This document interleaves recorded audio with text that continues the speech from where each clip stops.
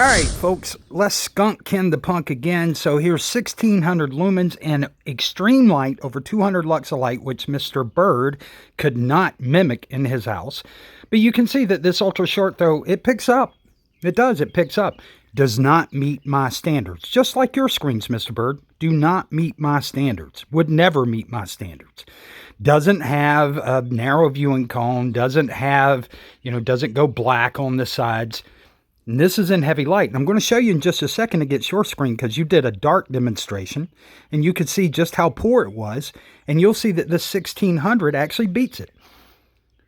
But rather than sell people something that doesn't work for them, I've created a version of Polaris that will work beautifully.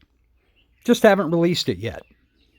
But it's coming fast. But you can see here in more light than what you had, the screen and the 1600 lumen SCAMMY combination are whipping your tail. So what else you got? Once again, what else you got? Also too. All right, guys, we launched this weekend. Contrary to what Mr. Bird was telling you out there, because he can't read. And what he picked up on was that Goppity Goop is coming back in July, not PSP. So, once again, reading comprehension, go back to school. All right, you guys have a great weekend, and we look forward to the launch.